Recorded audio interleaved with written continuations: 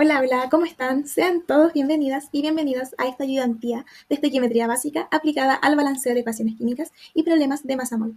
Somos Constanza Cerda, Emanuel Escalante y Matías Santander, quienes el día de hoy vamos a guiarlos desde los conceptos fundamentales de la estequiometría hasta su uso práctico para equilibrar reacciones y resolver ejercicios típicos, incluyendo reactivo limitante y reactivo en exceso. Los objetivos de aprendizaje son, primero, conocer e identificar los conceptos básicos de la estequiometría, como lo son el mol, la masa molar, el número de Avogadro, los equivalentes y la ley de proporciones. Y segundo, vamos a integrar todos estos conceptos para aplicarlos sobre las ecuaciones químicas. Ahora partiremos con una pregunta interactiva inicial para activar conocimientos previos. El enunciado dice así: si la masa molar del óxido de hierro 2 es aproximadamente 72 gramos por mol, ¿cuánto será la masa molar del compuesto óxido de hierro 3? Como dato, nos dan la masa molar del oxígeno, que son 16 gramos por mol. Ahí tienen las alternativas y el video se va a pausar para darles el tiempo a ustedes de responder esta pregunta. Continuamos. Revisemos paso a paso la solución correcta. La respuesta correcta es la B, 160 gramos por mol. Vamos a justificarla con calma. Primero, aclara qué es la masa molar. La masa molar es la masa de un mol de una sustancia, ya sea un elemento o un compuesto, y siempre se expresa en gramos por mol. Cuando tengo un compuesto, la masa molar se obtiene sumando las masas molares de cada elemento que lo compone, multiplicadas por sus subíndices en la fórmula. Usemos el dato que nos dan del óxido de hierro. Nos dicen que la masa molar es 72 gramos por mol. Si el óxido de hierro tiene un átomo de hierro y un átomo de oxígeno, entonces puedo restar la contribución del oxígeno, que es el otro dato que nos dan, para aislar la masa molar del hierro.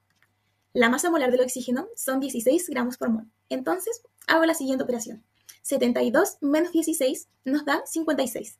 Y ese 56 va a corresponder a la masa molar del hierro, es decir, 56 gramos por mol. Luego calculamos la masa molar del óxido de hierro 3. En el óxido de hierro 3 hay 2 átomos de hierro y 3 átomos de oxígeno. Entonces, multiplico. El hierro aporta 56 por 2, queda 112, y el oxígeno aporta 16 por 3, queda 48. Sumo ambas contribuciones, 112 más 48, y nos da 160. Por lo tanto, la masa molar del óxido de hierro 3 es 160 gramos por mol. Descartamos la alternativa B porque dice kilogramos por mol, y aquí trabajamos en gramos por mol, y por eso la opción correcta es la letra B. Con esa base, pasemos a la introducción de este tema. ¿Qué es la estequiometría? La estequiometría es la parte de la química que nos permite establecer relaciones cuantitativas entre las sustancias que reaccionan y las sustancias que se forman. En palabras simples, nos dice cuánto de cada reactivo necesito y cuánto producto voy a obtener si la reacción ocurre como está escrita. Esto tiene aplicaciones directas en el área de la salud. Por ejemplo, en farmacología, para preparar dosis exactas de fármacos, en la industria alimentaria, para obtener conservantes como el ácido cítrico, y también en procesos biológicos cotidianos. Dominar la estequiometría significa poder predecir cantidades con precisión, proporciones de reactivos y cantidades de productos. Ahora voy a presentar los conceptos básicos que necesitamos. Primero, el número de Avogadro. El número de Avogadro vale 6,022 por 10 elevado a 23 y representa la cantidad de partículas que hay en un mol de cualquier sustancia. Estas partículas pueden ser átomos, moléculas o iones, dependiendo del caso. Segundo, el mol. Un mol es la cantidad de sustancia que contiene exactamente ese número de partículas, es decir, 6,022 por 10 elevado a 23 partículas. Si la sustancia es un gas en condiciones normales, que son una atmósfera de presión y 0 grados Celsius, un mol de ese gas ocupa 22,4 litros. Tercero, masa molar. La masa molar es la masa de un mol de una sustancia. Siempre la expresamos en gramos por mol. Para un elemento químico, por ejemplo, el carbono, la masa molar se obtiene de la tabla periódica. El carbono tiene una masa molar de aproximadamente 12 gramos. Y para un compuesto, la masa molar se obtiene sumando las masas molares de sus elementos, cada una multiplicada por su subíndice en la fórmula. Un ejemplo claro con el dióxido de carbono, cuya fórmula es CO2. Primero, calculo la masa molar del CO2 sumando el carbono, que aporta 12 gramos por mol, y el oxígeno, que aporta 16 gramos por mol. Pero, como en el CO2 hay 2 oxígenos, el 16 se multiplica por 2, da 32, y luego le sumo los 12 del carbono. Y esto nos da 44 gramos por mol. Entonces, la masa molar del dióxido de carbono es 44 gramos por mol. En cuanto al equivalente gramo, si bien el enfoque principal hoy será mol, masa molar, balanceo y reacciones estequiométricas para masa a mol, mencionar que el equivalente gramo es un concepto que lo usaremos mucho en reacciones ácido-base y redox. La idea es que el equivalente representa la cantidad de sustancia que reacciona o que aporta una cantidad estándar de carga de protones o neutrones, principalmente. Quinto, la ley de las proporciones definidas. La ley de las proporciones definidas dice lo siguiente. Un compuesto está siempre formado por los mismos elementos, y estos elementos están en la misma proporción en masa en ese compuesto siempre. Esto explica por qué el óxido de hierro 2 y el óxido de hierro 3 son compuestos distintos. Ambos tienen hierro y oxígeno, pero sus proporciones son diferentes, y esa diferencia se refleja en la fórmula y en la masa molar. Ahora voy a enlazar estos conceptos con una imagen mental que los va a ayudar un poco más a entender. Piensen en un mol como un paquete de partículas.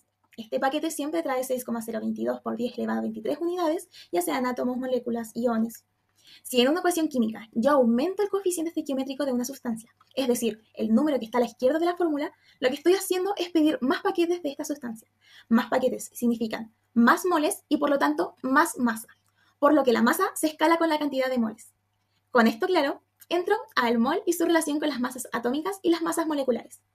Los átomos y las moléculas son tan pequeños que no podemos pesar una unidad por métodos comunes. Por eso trabajamos con moles y con masas atómicas relativas obtenidas de la tabla periódica. Cada elemento en la tabla periódica tiene asociada una masa molar que nos dice cuántos gramos pesa un mol de este elemento. Repito el ejemplo del carbono. 12 gramos por mol. Si yo tuviera un mol de moléculas de CO2, como ya calculamos, su masa sería 44 gramos. Si yo ahora tuviera 3 moles de CO2, su masa sería 3 por 44, es decir, 132 gramos. Buenos días, buenas tardes, buenas noches, chicos, dependiendo de la hora que vean el video. Vamos a continuar con la ayudantía de química, en este caso conmigo, Matías Santander. Vamos a continuar con ¿qué es una ecuación química? Bueno, básicamente una ecuación química es una representación de elementos y compuestos reactantes o reactivos que al interaccionar van a formar un producto o productos, los cuales van a tener características distintas a las iniciales. Ahora, para una ecuación química es importante tener en consideración las partes de una ecuación química. Por ejemplo, tenemos los coeficientes estequiométricos de balanceo, el cual representa al número de mol de elementos o moléculas en la ecuación química. Hay que tener en consideración de que si no hay un número acompañado a la izquierda de los elementos o compuestos, se considera como un 1 tácito, como lo representamos en esta imagen. ¿Sí? Quisimos agregar el 1 para su mayor comprensión. Luego vendrían los estados de agregación, que se encuentran como subíndice entre paréntesis. Estos son cómo se van a encontrar en la ecuación química los compuestos o elementos. Pueden ser sólido, acuoso, líquido o gaseoso. También van a estar los subíndices para la atomicidad de los elementos, que eso correspondería a la cantidad de moles de átomos del elemento en el compuesto o molécula. Y también vamos a tener la direccionalidad de la reacción química, que está representada por una flecha, la cual puede ser irreversible, una única dirección, unidireccional, la cual los productos no van a poder volver a formar parte de los reactivos, y una reversible que se puede indicar con dos flechas, una hacia un lado y la otra hacia el lado contrario, o una flecha bidireccional. ¿Sí? También pueden haber otras características que están las que se mencionan acá, pero no son relevantes para esta ayudantía. Bueno, ahora hablando un poco del equilibrio de una ecuación química, vamos a tener que ver primero las consideraciones de una ecuación química. Primero vamos a tener que revisar hacia dónde se forman el o los productos. Una vez hecho eso, chequeamos si la ecuación se encuentra balanceada o no. De no estarlo, tenemos que balancear la ecuación química, la cual lo podremos hacer mediante el método del tanteo o una ecuación algebraica con letras. El primer método para el equilibrio de una ecuación química es el por tanteo. Este es un método fácil, no requiere tanta ciencia. Básicamente significa que tenemos que ir elemento por elemento, viendo la cantidad de moles totales que tiene ese elemento, multiplicando el subíndice por el coeficiente estequiométrico. La cantidad de moles totales de ese elemento en los reactantes tiene que ser el mismo en los productos. De esta manera vamos a ir equilibrando la ecuación. Para esta ecuación que no está balanceada, consideramos los espacios vacíos en los cuales tenemos que agregar un coeficiente estequiométrico que no sea el 1. Recordemos que el 1, si no está presente, se considera de manera tácita. Entonces tenemos que el aluminio está solo en los reactantes y en los productos también, por lo cual no tendríamos que balancear el aluminio. Por la parte del oxígeno tenemos que en esta constitución del hidroxilo en los reactantes corresponde a 3. Y en los productos tenemos que solamente hay un oxígeno en la parte del agua, por lo cual tendríamos que equilibrarlo. Lo más correspondiente sería agregar un 3 en los productos en el compuesto del agua. Sin embargo, tendríamos que seguir viendo cómo corresponden los demás elementos. Tenemos que el hidrógeno del hidroxilo también hay un 3 más un hidrógeno del ácido clorhídrico, son 4 reactantes. Y en los productos solamente hay 2. Por lo cual, si consideramos agregar un 3 en la parte del agua, tendríamos acá 6 y acá tendríamos 4 en los reactantes, por lo cual nos faltarían 2 más.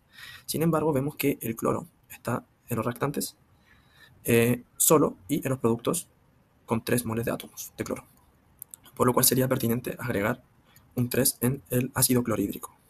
Bueno, como ya llegamos al valor que podrían ser 3 en el ácido clorhídrico y 3 en el agua, podemos ver que la ecuación estaría equilibrada, ya que 3 hidrógenos más los 3 otros hidrógenos del hidroxilo harían 6, lo que vendría siendo la igualdad de los productos con el 3 por 2 del agua. ¿Sí? Y también ocurre lo mismo con el oxígeno. 3 oxígenos y los 3 hidroxilos de los reactantes. Ahora, para el segundo método, que es el equilibrio mediante ecuación algebraica con letras, el primer paso que vamos a tener que hacer es anotar las letras en la ecuación química como coeficientes estequiométricos, ¿sí? Vamos a anotar las letras en orden alfabético, de modo que la A va a ir primero en este hidrógeno gaseoso, ¿sí? La B en el segundo reactante, que es el oxígeno gaseoso, y la C en el producto, que es agua, ¿sí? Si hubiese otro reactante y el cuarto hubiese sido un producto, el C hubiese sido parte del reactante y hubiese una letra D para el producto, ¿sí? Ahora pasaríamos al segundo paso, que correspondería la separación de todos los elementos que conforman la ecuación química, ¿sí? Lo vamos a separar y para cada elemento debajo de este o al lado donde a ustedes les acomode, anotar ecuaciones algebraicas, ¿verdad? Que tengan relación con la letra en este elemento, es decir, las letras que están asociadas a este elemento y obviamente el subíndice que corresponde a este elemento serán anotadas como ecuación algebraica, ya que tenemos que anotar la cantidad, el número de moles de átomos de ese elemento en la letra, ¿verdad? Acá tenemos un ejemplo para que se orienten más, donde tenemos el hidrógeno por un lado y el oxígeno por el lado derecho. Entonces tenemos que en el hidrógeno tenemos que 2A, que corresponden a 2 moléculas de átomos del hidrógeno, son al coeficiente estequiométrico A, que es igual a los 2 moles de átomos del hidrógeno que están asociados al coeficiente estequiométrico C. En el oxígeno vamos a tener que 2B va a corresponder al diátomo o al oxígeno gaseoso, que tiene 2 moles de átomos, que corresponden al B, que es igual a C. Luego de eso realizamos despejes de la ecuación química, escogiendo una y luego sustituyendo en otras, y eso va a depender más que nada de cada uno, qué ecuación le acomoda más despejar y cuál le acomoda sustituir. En este caso vemos que el C sustituye, o sea, despejando el C, tenemos que el C es igual a. Y luego tenemos que 2B es igual a como es igual a C, que vendría siendo este tercer paso de sustitución. Generalmente a las letras que tienen acompañado un número muy grande, les vamos a asignar un número más pequeño. ¿Por qué? Porque por deducción las otras letras van a tener un valor numérico alto. Entonces, de este modo, vemos que para el B escogemos un 1, que es el número entero mínimo, y vamos a tener por deducción que A y C equivale a 2. Eso lo reemplazamos en la ecuación química y obtenemos que en la parte del hidrógeno gaseoso, que es A, vendría siendo 2, y en la parte de agua, en los productos, 2 también. Por lo que vemos que es una ecuación química que ya está balanceada. Y este método generalmente sirve para ecuaciones químicas con hartos reactantes o productos, o ambos. Ahora vamos a hablar sobre el reactivo limitante y en exceso. El reactivo limitante será aquel que se agote primero en la reacción. Entonces vamos a hablar de que vamos a tener una cierta cantidad del reactivo limitante, el cual se va a agotar. Y por ende, el reactivo en exceso será aquel que no se agote por completo durante la reacción, por lo cual va a quedar una parte de este reactivo en exceso, que no se va a usar, por decirlo así. Y la cantidad de producto que se obtenga de la reacción dependerá siempre de la cantidad de reactivo limitante que se tenga en la relación. Entonces, en este caso, ¿quién es el mandatorio? Es el reactivo limitante. Establecimos un ejemplo rutinario para su mayor comprensión. Tenemos que, por ejemplo, una lámina de jamón más 2 rebanadas de pan van a corresponder a un pan con jamón. ¿sí? Entonces tenemos una proporción de que una lámina de jamón es a 2 rebanadas de pan. Y eso da un producto, que es el pan con jamón. Si yo tengo 10 láminas de jamón y 25 rebanadas de pan, ¿cuál es el reactivo limitante y el en exceso? El jamón vendría siendo el limitante y la rebanada de pan en exceso. ¿Por qué? Porque tenemos que el que primero que se agota es el jamón, ya que yo tengo 10 láminas. Si yo tengo esas 10 láminas y la mezclo con el pan, yo ya habré obtenido el producto final que vendrían siendo 10 pan con jamón. Entonces me quedarían en exceso estas 5 rebanadas de pan. De esta manera también se puede llevar a los reactivos o productos, ¿sí? Con este juego de las proporciones. Siempre hay que tener establecido las proporciones. Es muy importante para el reactivo limitante y en exceso. En este caso, vemos que la proporción era 1:2 en cuanto a la lámina de jamón y rebanadas de pan. Bueno, ya llegando al final de esta ayudantía, vamos a tener dos preguntas interactivas como evaluación final. La primera pregunta, que tiene que ver con balanceo de ecuación, dice: ¿qué valor tiene C como coeficiente estequiométrico en la ecuación química? Llega al valor balanceando la ecuación química con el método algebraico de letras, ¿verdad? Llega hasta la ecuación química. Tienen que, sí o sí, usar ese método para llegar a la respuesta final. Bueno, ya resuelto la pregunta, y que espero que hayan contestado bien, vamos a tener que la letra C es la correcta, ¿sí? Esto fue mera coincidencia que el coeficiente estequiométrico sea y así es la respuesta C. Vamos a tener que la respuesta C es la correcta y corresponde a 1, ya que si bien vemos que los coeficientes ya están establecidos, ¿verdad? Las letras ya están colocadas, por lo cual solamente tenemos que agruparlos. Tenemos que agrupar, por ejemplo, el carbono, el hidrógeno y el oxígeno. El carbono quedaría como A es igual a C, el hidrógeno con 4A es igual a 2D y el oxígeno con 2B es igual a 2C más D. Hacemos una igualdad de que 2A corresponde a D, ya que si lo simplificamos esa ecuación queda así.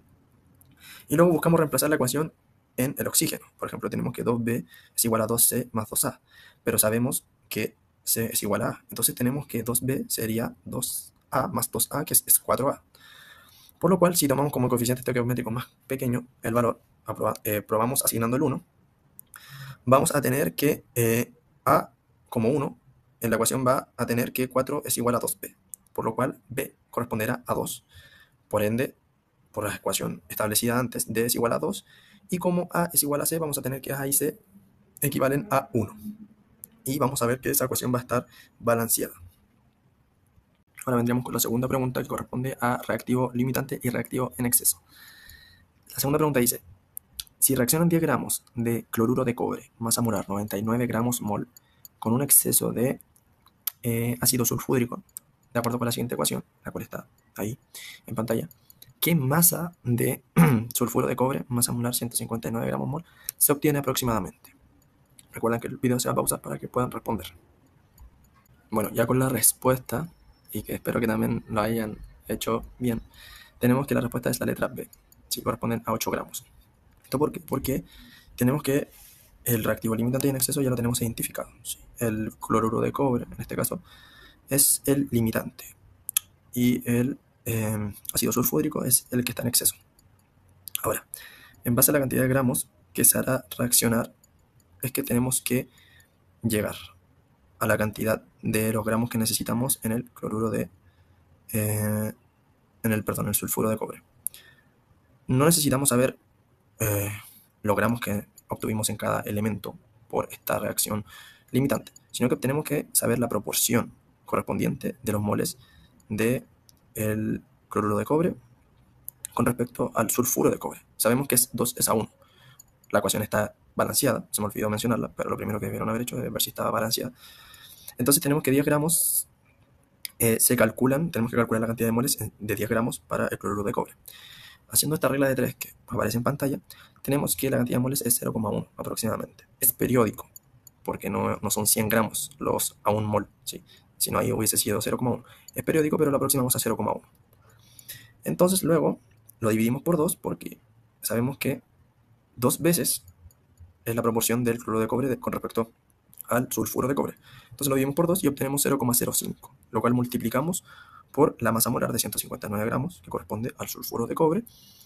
Y una vez hecho esa multiplicación, obtenemos la cantidad de la ecuación química de la reacción limitante, que vendrían siendo 7,95 gramos, perdón, el cual, como aproximamos antes, el valor de 0,1, acá también tenemos que aproximarlo a 8, el cual es la alternativa B. Bueno, ya llegamos al fin de esta clase de la ayudantía de química. le da muchas gracias por su atención y esperemos que sigan fortaleciendo los conceptos de estequiometría y la resolución de problemas aplicados a esta unidad de química. Muchas gracias. Hasta pronto.